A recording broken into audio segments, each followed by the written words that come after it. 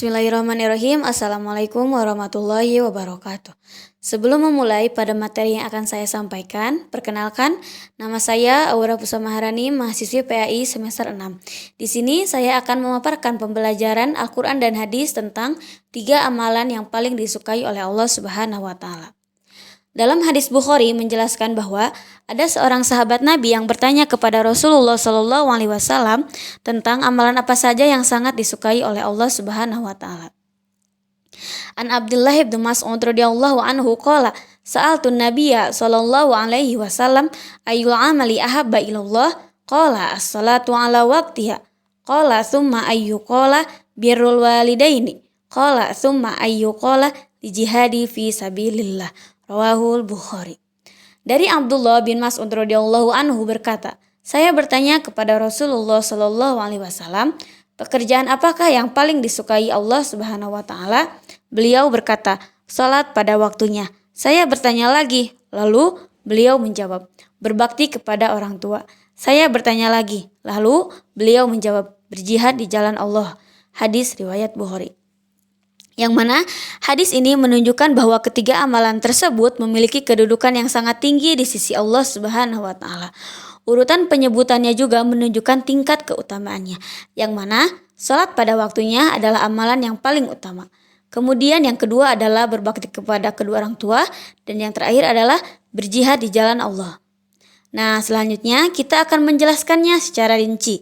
Yang pertama, salat tepat pada waktunya. Yang mana keutamaannya adalah sholat merupakan tiangnya agama Islam. Yang mana jika kita tidak melakukan sholat yang 5 waktu, maka dapat diartikan rubuh tiangnya. Sholat adalah amalan yang pertama kali dihisab di hari kiamat. Dan jika kita melaksanakan sholat tepat pada waktunya, itu menunjukkan ketaatan kita dan juga kedisiplinan kita sebagai seorang muslim. Karena hal itu merupakan amalan yang sangat Allah Subhanahu wa Ta'ala sukai. Dalam Al-Quran surah An-Nisa ayat 103 menjelaskan, A'udzubillahi minasyaitonirrajim, Bismillahirrahmanirrahim. Fa idza qadaytumus sholata fadhkurullaha qiyaman wa qu'udan wa 'ala junubikum fa idza atmanantum fa aqimus shalah innas sholata kanat 'alal mu'minina kitaban mawquta.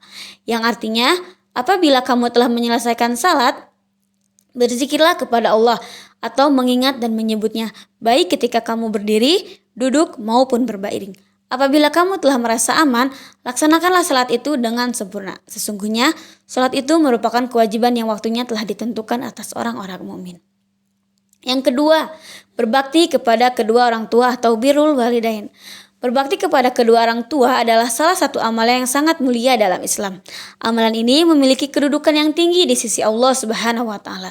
Bahkan disebutkan sebagai salah satu amalan yang paling dicintai Allah setelah salat tepat waktu. Karena ridho Allah Subhanahu wa Ta'ala bergantung pada ridho orang tua. Ridho Rabbi fi ridho walidi wa suhtu Rabbi fi suhtul walidi. Berbakti kepada orang tua merupakan salah satu amalan yang paling mulia, dan berbakti kepada mereka dapat membuka pintu rezeki dan juga keberkahan. Maka hal yang harus kita lakukan adalah menyayangi dan menghormati keduanya dan selalu berbicara dengan sopan dan lemah lembut tanpa nada tinggi. Kemudian merawat dan memenuhi kebutuhan keduanya, terutama ketika mereka sudah lanjut usia. Dan yang paling penting adalah mendoakan kedua orang tua, baik yang masih hidup maupun yang sudah tiada. Dalam Al-Quran surah Al-Isra ayat 23 menjelaskan, A'udzubillahi minasyaitonirrajim, Bismillahirrahmanirrahim. Wa qada rabbuka alla ta'budu illa iyyahu wa bil walidaini ihsana. Imma yablughanna indaka kibara ahaduhuma aw kilahuma fala taqul lahumu uff wa la tanharhuma wa qul lahumu qawlan karima. Yang artinya, Tuhanmu telah memerintahkan agar kamu jangan menyembah selain Dia, dan hendaklah berbuat baik kepada ibu bapa.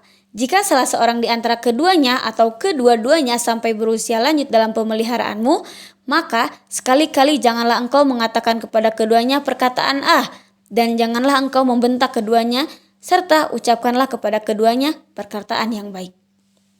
Yang ketiga, jihad di jalan Allah atau jihad fi sabilillah. Yang mana jihad merupakan salah satu bentuk pengorbanan tertinggi di jalan Allah Subhanahu wa Ta'ala. Jihad dapat meninggikan derajat seorang muslim di sisi Allah Subhanahu wa Ta'ala. Jihad juga dapat berupa membela agama Islam dan kaum muslimin. Adapun beberapa jenis jihad, yang pertama, jihad dengan jiwa atau berperang di jalan Allah. Yang kedua, jihad dengan harta atau berimpak dan bersedekah di jalan Allah. Dan yang ketiga, jihad dengan ilmu atau menyebarkan ilmu agama. Dan yang terakhir, jihad dengan melawan hawa nafsu. Yang mana keempatnya harus dilakukan dengan niat yang ikhlas dan sesuai dengan syariat Islam. Karena jihad juga memiliki aturan dan batasan yang telah ditetapkan dalam agama.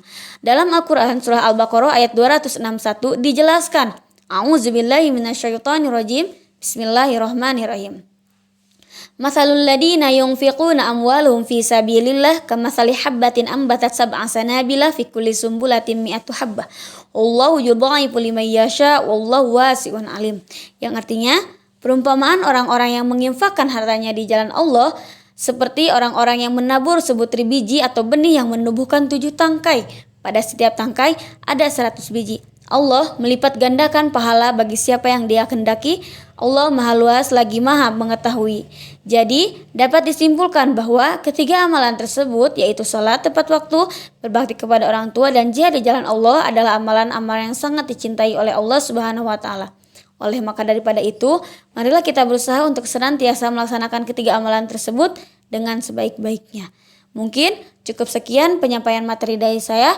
Allahumma wafiq ila aqwamit thoriq. Wassalamualaikum warahmatullahi wabarakatuh.